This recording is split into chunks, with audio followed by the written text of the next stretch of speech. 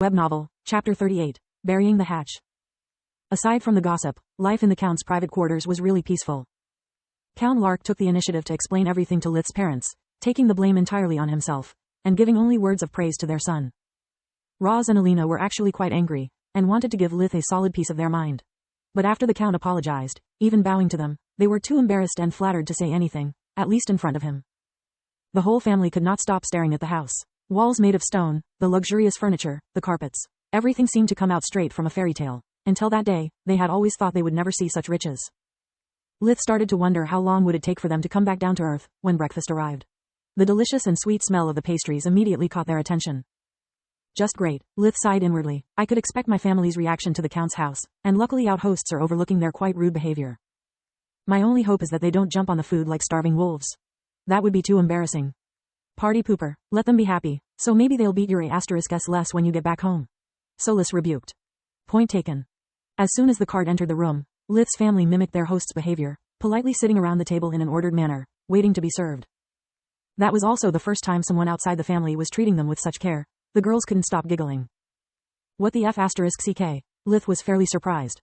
It wasn't a maid pushing the cart full of delicacies, it was Hylia herself, accompanied by some kitchen personnel that Solus identified as her posse. It was the first time that Lith saw her in the flesh, and soon he understood why. Hylia personally served the Count's family and then his own, showering everyone with compliments and attentions. Her followers did the same, but with more tact and less enthusiasm. When they left, there was enough food on the table to feed a battalion. #Team Roz rules, *tch, Solus screamed. Count Lark was both embarrassed and flabbergasted. Hylia barely served him on his birthday, and he had no idea why his usually impeccable staff had taken such liberties with his esteemed guests. Lith signaled him that he would explain later, before stopping everyone in their tracks, preventing them to take even a single bite. Usually that would have garnered him a lot of nasty words, but in front of their host they had to shut up and listen. The mention of the past poisoning attempts made them inwardly perform a 180 degrees turn, going from demanding revenge to gratefulness in just a few words. Lith wasn't willing to let his guard down. He kept checking every single plate and forcing them to drink only conjured water. It was really depressing for his family, since he was the only one having tasted hot chocolate back on Earth, but they soldiered up. In the following days, the forced cohabitation would have been much more awkward, if the Count's private quarters had not been bigger than their house. The women, led by Keela, took for themselves the bedroom, the biggest and most comfortable room, while the men had to settle up for the anteroom and its soft sofas. There were no more assassination attempts, since all the gathered evidence had caused a fuss for the Countess, and by remaining stubbornly holed up in the best guarded and easily defensible part of the house, the Count left her with no openings. Koya Lark had looked in every nook and cranny, searching for leverage, but the Count had no weakness she could exploit, and that nasty Magico kid was even worse. After a thorough background check, she discovered he had no friends and no family outside those he had brought with himself. Killing or kidnapping his lost brother, or pal, could be considered making him a favor at best. The only person remaining was Naria, Nana, his mentor, but that was suicide. If the kid was so powerful, what were the limits of that old hag prowess? The Countess could only curse herself for always ignoring his husband's hobbies. She had no idea who she was, or what repercussions messing with her could have. She knew nothing about magic, except what her cousin, Jenin, said to her in the past. And even then, she had only pretended to listen to him most of the times. She decided to keep that as a last resort, if everything else failed. Meanwhile, Lith's family was quickly getting accustomed to living in such a splendid manner, wearing only beautiful clothes and eating delicious food. Aside from the random scare caused by a guard's sneeze or an animal in the garden, life had turned into a fairy tale for them. Lith, instead, was quite annoyed. Since the first day, the Count, Keela and Jadin had showered with praises Alina, Rena and Tista for their perfect skin and luscious hair. I'm so envious of you, girls. I wish I could get rid of these things on my face. Keela sighed. Over time the camaraderie between the young ladies had grown strong. Yeah, you are already so pretty. If only. Tista threw Lith a meaningful look, that he pretended not to notice. Jadin's interest toward Rena was embarrassingly obvious, and while he tried looking at her stealthily, such attention in turn got him as many stone-cold glares from Lith. I get that he is just 20 and horny as a boar, but she is just 14. Back where I came from that's bad. Plus, unless he wants to marry her, I'd rather neuter him. I won't allow him to ruin her future, treating her like a fling. Over my dead body. Rena was flattered by both the young man's attentions and his little brother care. Yet she was just dazzled by the house, not stupid. Alina had warned her many times about the young men, nobles or not, that would try to take advantage of naive young girls. She would accept compliments, but refuse any improper gift and avoided remaining alone with him. When Keela and the Count noticed that if Lith's glares could maim, Jadin could easily fit into an envelope, they had a private talk with him. After that the air in the room became a lot lighter. Finally, the Count received the notification via the communication amulet that the annulment was finally done. He was once again a free man. After confirming that Koya had been notified too, hence she had no more reason to plot against him, he could finally relax and step out of his room for the first time since weeding out the traitors. The first thing he and Lith did was to contact Nana to explain her everything. That's why you were so serious, she pondered, and why you took away my only helper. Lark, when we meet again, we have to talk about compensation. My business suffered because of your family squabble. She nagged. There, Lady Naria. It was a matter of life and death, and the young Lith proved to be decisive in solving the matter. Sorry, but I have to go. I have a business to attend. We'll talk later, especially with you, young imp. This lack of trust wounds my old heart, she said, trying to act all old and frail.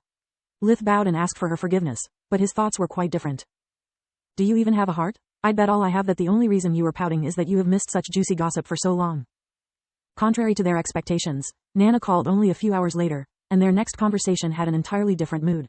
Nana was laughing her ass off the entire time, managing to speak only briefly while gasping for air.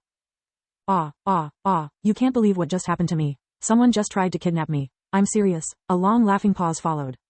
It made me feel young again, like when I was still an adventurer. Guys dressed in tacky full black clothes, coming at me from all directions, it was hilarious.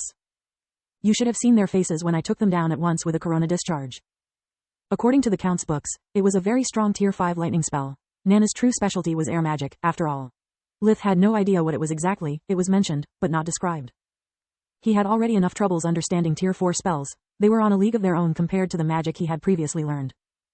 They were so cute, they even had some minor magical items on them. I have no use for such trinkets, but I can still sell them for good money. Lith was so envious. Magical items, he had yet to find any. Hey, that's offensive, Solis pointed. I resent that. You are not an item, you are a friend. The pure sincerity of that thought sent Solis giggling and blushing in a corner of her mind, away from Lith's perceptions unless he explicitly searched for her. That makes the three of us even, Nana said. I hadn't this much fun in decades. I was almost considering to let some of them go and not submit a report to the Mage Association. Almost. So, Lark, this is my annulment gift for you. From now on, you can choose to introduce yourself as bachelor or a widower. I'd go with widower, is more dramatic. Chicks dig rich lonely men and makes less awkward explaining why you have 2 children already. Ta-ta. After the communication ended, both the men were shocked to their bones. You told me that your wife handled stress badly, but this is beyond idiotic. Lith even forgot the most basic etiquette. Indeed, the Count didn't seem to notice. The only explanation is that Koya had arranged Lady Naria's kidnapping in advance, and when she received the news about the annulment, it was too late to call it off. She is a close friend to both of us. Koya's plan would make sense if Lady Naria wasn't the strongest magician in all the county. Not to mention that even if the plan succeeded, the result would be disastrous anyway. Count Lark sighed. Koya, you never listened to me when I talked about magic and its rules. I hope they don't make you suffer too much. You are still the mother of my kids. Thinking about the destruction that was about to befall the whole Gashal household, including his disowned children, he could not avoid shedding tears of regret and compassion. Lith moved behind him, patting his back while using his sheer willpower to suppress a hysterical laughter. Lith and his family spent 2 more weeks as the Count's guests, fully enjoying his hospitality and the beauty of the whole manor, especially the park. Now everyone had a room of his own, there was no danger anymore.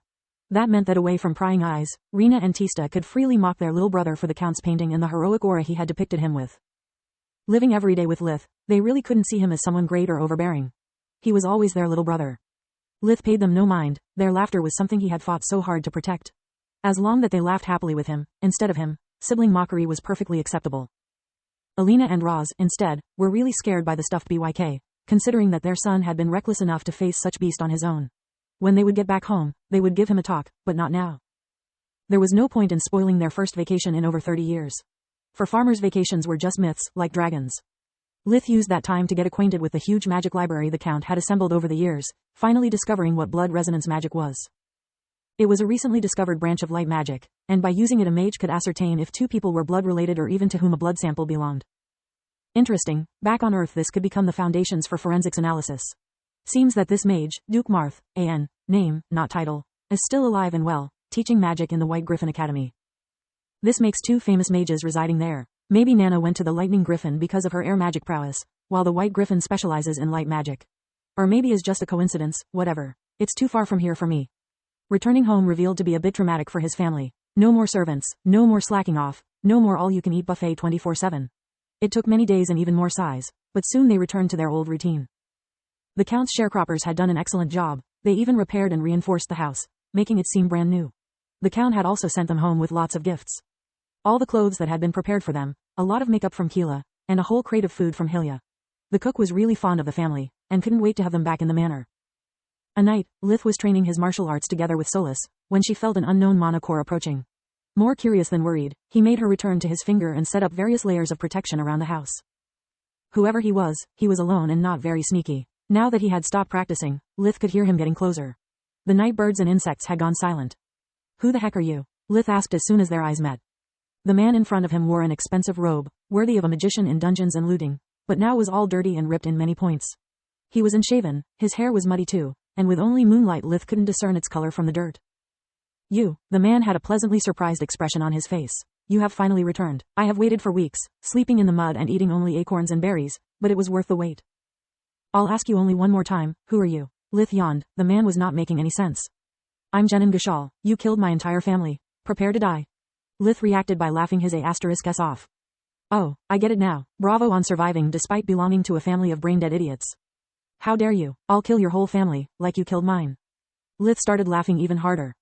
You, with your pathetic yellow monocore? Even my little sister is stronger than you. Lith's words and countenance made no sense to Jenin.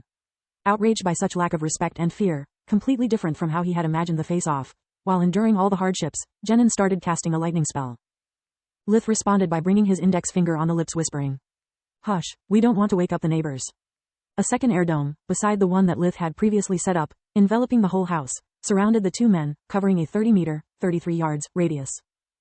Breza Inidra, Jenin completed his spell, a bolt of lightning shot toward Lith, which was still laughing.